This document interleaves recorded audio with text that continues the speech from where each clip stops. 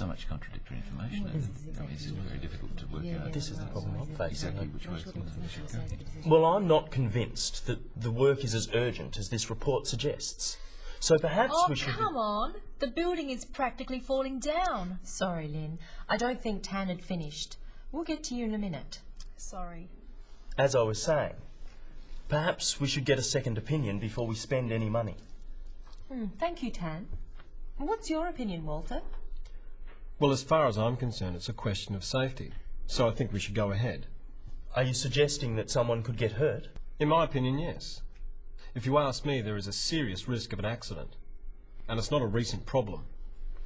Are you implying we should have done something earlier? Much earlier. It's a real concern. Here. In that case, I agree. We should do something now. I think so too. Thank you, Walter. Well, if there's no... Excuse me, Madam Chairperson. Yes, Barbara? What about the problem with parking? There were no places again this morning. Maybe if you got to work on time. All comments through the chair, if you don't mind, Walter. Parking isn't on the agenda for this meeting. Perhaps you could suggest it for our next meeting, Barbara. Well, if there's no more discussion, we'll put it to a vote. Hear, hear.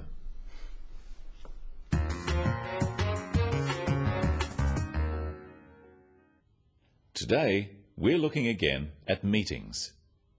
In meetings, especially formal meetings, it's important to keep the discussion relevant and to the point.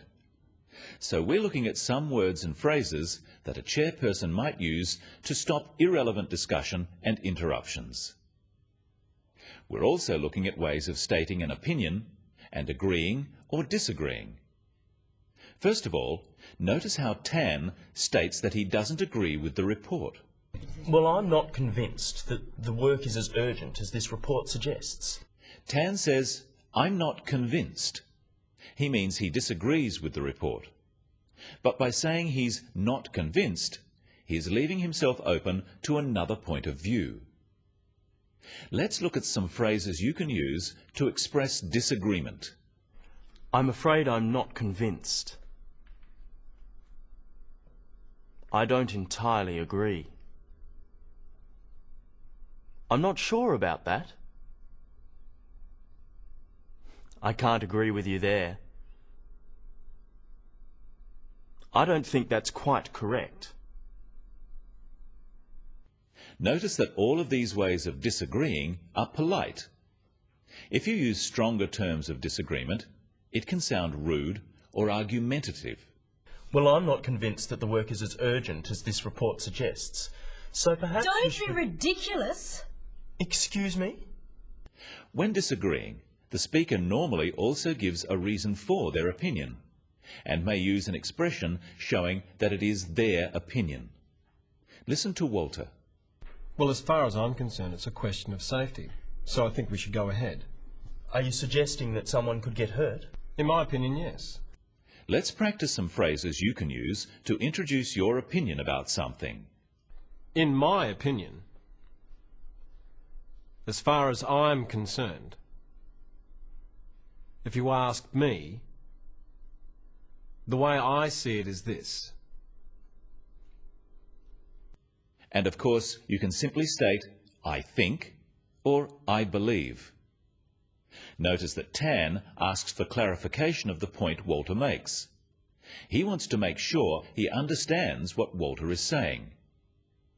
Let's look at some ways of seeking clarification and checking understanding. Practice these with Tan. Are you suggesting that someone could get hurt? Are you saying that someone could get hurt? Do you mean someone could get hurt? Are you implying that someone could get hurt? One of the roles of the chairperson is to make sure everyone gets to have their say. All discussion should go through the chair. That is, people talk to the chairperson, not to each other directly. So the chairperson sometimes has to interrupt or stop someone from speaking. Well, let's see how Denise does this. Well, I'm not convinced that the work is as urgent as this report suggests. So perhaps we should... Oh, come on. The building is practically falling down. Sorry, Lynn. I don't think Tan had finished. We'll get to you in a minute. Sorry. By saying, "I don't think Tan had finished," Denise is politely telling Lynn that she shouldn't interrupt, and Lynn apologises. But what should you do if someone keeps trying to interrupt? So perhaps Oh, we should... come on. The building is practically falling down. Sorry, Lynn. I don't think Tan had finished. We'll get to you in a minute. Well, it's obvious with the evidence. Yes, but we do need to hear everyone's views on this. Let's just vote on it. All in good time, Lynn. Please, go on, Tan. Notice that the language the chairperson uses is always polite but firm. She uses sorry, thank you, and please as a way of respecting the other members of the committee, although she is in charge. On the other hand, there is a time factor. It may be necessary to cut people short. And furthermore, if we look more closely at the estimates, we can see... Excuse me. Sorry, Tan. Perhaps we should move on. I'm nearly finished. Yes, but we do have to keep an eye on the time. Perhaps we can come back to that point later. I think it's quite important. It is important, but I think it's more important we hear everyone's views on this. Barbara. There were two key phrases used to stop Tan from sending everyone to sleep. The first one, "Perhaps we should move on," is phrased as a suggestion, but it is said in a firm way with a falling intonation at the end. Practice with me. Perhaps we should move on. This falling intonation makes it a more definite statement rather than a suggestion.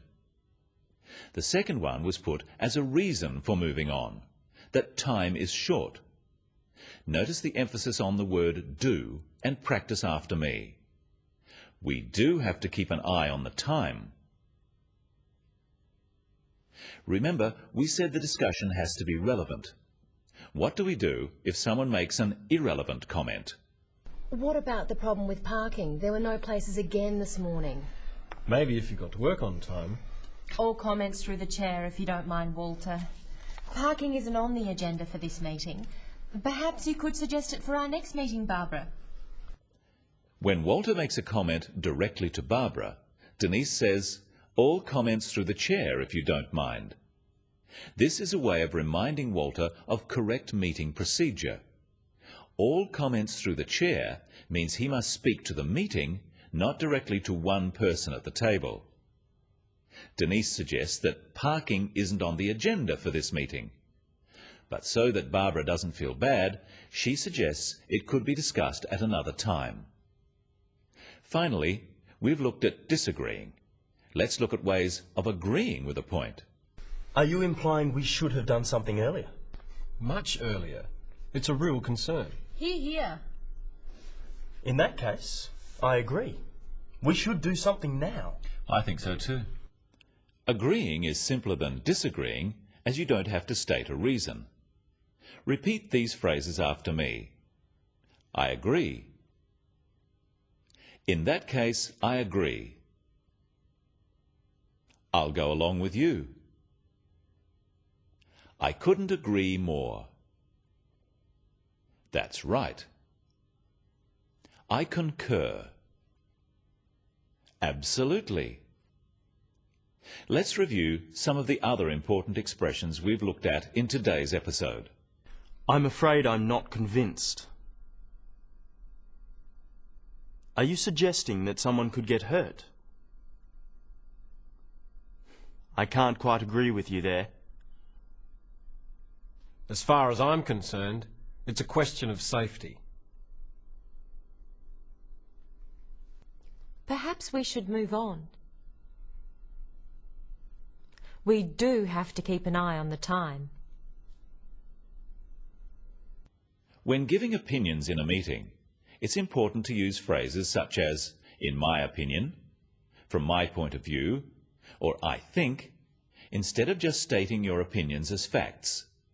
This is respectful of other people who may have different views. But when you strongly agree with something someone else says, you can say, hear, hear. That's all for today.